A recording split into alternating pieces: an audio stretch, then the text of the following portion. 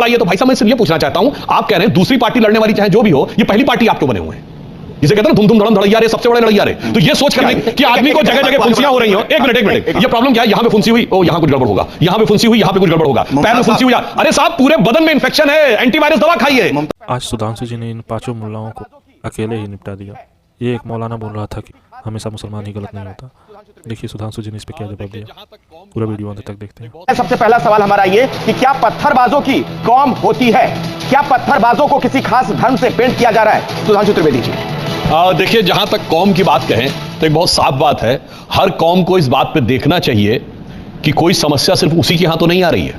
उदाहरण के लिए, अगर कुछ स्ट्रक्चर्ड घटनाएं वर्ल्ड वाइड एक ही जगह पे हो रही हैं या एक ही कम्युनिटी के साथ हो रही हैं, तो ये उनके लिए इंट्रोस्पेक्शन की बात है कि ये करना चाहिए। अब अगर पत्थरबाजी की घटना आपको गाजा में भी होती है और पत्थरबाजी की घटना कश्मीर में भी होती है, और ये आज से नहीं हो रही है, हमारी सरकार आने से बहुत पहले से हो रही है। श्रीनगर में, कश्मीर में कभी भी कोई जुमे की नमाज के बाद एक भीड़ निकलती थी पत्थरबाजी करते हुए, और जिस कदर आर्मी के ऊपर पत्थरबाजी करती थी, महबूबा मुफ्ती का प्रेस कॉन्फ्रेंस में बयान है इस बात पे कि साहब जब आप पत्थर मारेंगे आर्मी वालों पे तो आपको डबल रोटी लेने नहीं जा रहे हैं कि बदले में आपको कुछ और मिलेगा। तो इसलिए मेरा यह कहना है कि इस बात को पूरी ईमानदारी से समझना चाहिए कि अगर कोई प्रॉब्लम कोई एक जगह पे आ गई है, अब वो प्रॉब्लम को रिकॉग्नाइज करने को ना तैयार हो, तो फिर वो प्रॉब्लम के साथ आपका आइडेंटिफिकेशन होने लगता है। यह आपकी जिम्मेदारी है कि आप उसके साथ अपना आइडेंटिफिकेशन ना होने दें। जैसे मैं एक उदाहरण के लिए कहूंगा, खैर वो उस विषय को आगे बात उठाएंगे जी। इसलिए मेरा कहना, आप जैसे एग्जांपल के लिए किसी का सर काट देना, ये सीरिया में भी दिखाई पड़ेगा, ये अफगानिस्तान में भी दिखाई पड़ेगा, और ये उदयपुर में भी दिखाई पड़ेगा, और वही नारा भारत की सड़कों पर दिखाई पड़ेगा, वही नारा बांग्लादेश में दिखाई पड़ेगा, और फिर वही नारा लीबिया और इजिप्ट में दिखाई पड़ेगा। तो मुझे लगता है इसके बाद दर्शक अपने आप समझ सकते हैं कि अगर कोई एक प्रॉब्लम है जो कि बहुत ज्यादा किसी के समाज में, विचार में, शरीर में फैल गई है, तो मुझे लगता है उन पे उनको विचार करने की जरूरत है। और ये बहस जब हम कर रहे हैं मुमताज आलम रिजवी साहब, तो चौमू की घटना सामने आई है, वहां भी पत्थरबाजी हमने देखी, संभल में हमने देखा था, दिल्ली में देखा था। फिर ये सवाल बड़ा मौजूद हो जाता है कौम की जब बात कही जा रही है तो। बहुत बहुत शुक्रिया अखिलेश भाई। देखिए, मैंने न जाने कितनी हेडिंगें निकाल के रखी हैं कि जो पार्टियों बीजेपी कांग्रेस के दरमियान पत्थरबाजी, बीजेपी और आम आदमी पार्टी के दरमियान पत्थरबाजी, और ये वीडियो भी आप देखिए पत्थरबाजी करते हुए। तो पत्थरबाजी कोई ऐसी चीज़ नहीं कि उसको तोप दिया जाए, नंबर 1। नंबर 2 कि सुधांशु जी दावा करते हैं कि हमने 370 ख़त्म करके कश्मीर में पत्थरबाजी रोक दी, तो हम इनको मुबारकबाद देते हैं, बड़ा अच्छा किया। लेकिन पूरे देश में पत्थरबाजी जो शुरू हुई, इसके लिए कौन जिम्मेदार है? कश्मीर में आप रोक दें तो मुबारकबाद के मुस्तहिक हैं, और अगर पूरे देश में पत्थरबाजी हो जाए तो फिर ये किसके हिस्से में जाएगा? ये बताएं क्यों ऐसा हो रहा है। तीसरी चीज़ जो सुधांशु जी ने बड़ी अच्छी बात कही कि एक जैसी चीज़ें दिखती हैं, तो एक जैसी चीज़ें तो बहुत सारी हैं, लेकिन उसको क्या आप मिसाल के तौर पर पेश कर देंगे? एक जैसी पूरी दुनिया में बिजली है, एक जैसे पूरी दुनिया में असलहे हैं, एक जैसे पूरी दुनिया में इंसान भी हैं। तो इसको इस तरह से मत जोड़िए।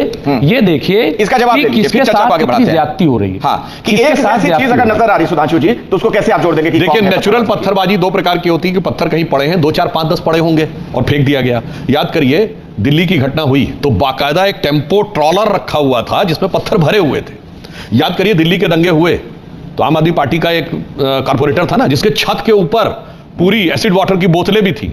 संभल में जब पुलिस ने ड्रोन से किया तो छतों पे अगर पत्थर रखे हुए, ईंट पत्थर, इसका मतलब साहब वो नेचुरल रिएक्शन नहीं है, वो तैयारी के साथ किया जा रहा कार्य है।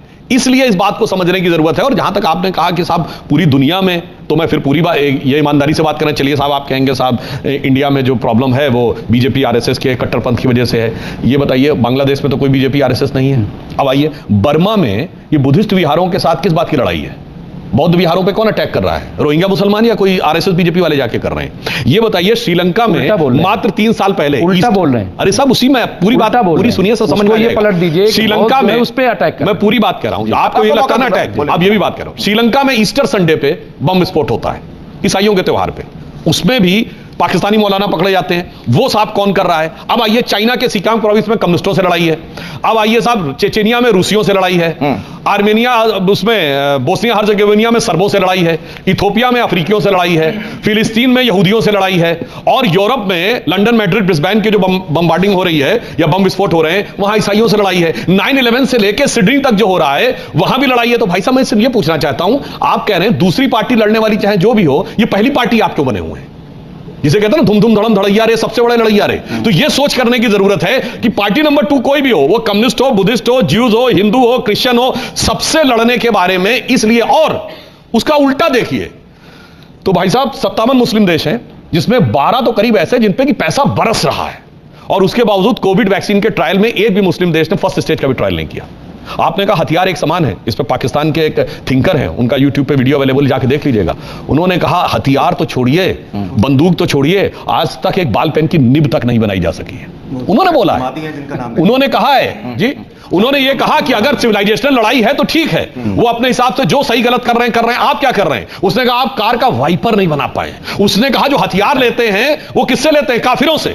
आपको पता है, आप वेस्टर्न कंट्री से लेते हैं। देखा होगा ना, ईरान की विजिट उनको करवा दीजिए। नहीं सुनिए तो, और उज्बेकिस्तान की विजिट करा दीजिए तो उनको पता चल जाए। मैं वही तो आपसे कहना चाह रहा हूं। जाहिलों का आप क्यों, आप तो पढ़े लिखे जाहिलों का। भैया मैं वही तो आपसे बात बता रहा हूं, जाहिलों के पक्ष में आप लोग खड़े, वरना मैंने पूरी दुनिया का उदाहरण बताया। अब आप पूरी दुनिया के उदाहरण बता दीजिए कि आपने हर जगह ये कहा। अब देखिए प्रॉब्लम क्या है कि आदमी को जगह जगह फुंसियां हो रही हो। एक मिनट, ये प्रॉब्लम क्या है, यहां पे फुंसी हुई, ओ यहां कुछ गड़बड़ होगा, यहां पे फुंसी हुई, यहां पे कुछ गड़बड़ होगा, पैर में फुंसी हुई। अरे साहब पूरे बदन में इंफेक्शन है, एंटीवायरस दवा खाइए तब जाके ठीक होगा। वो आप मानने को तैयार नहीं। एक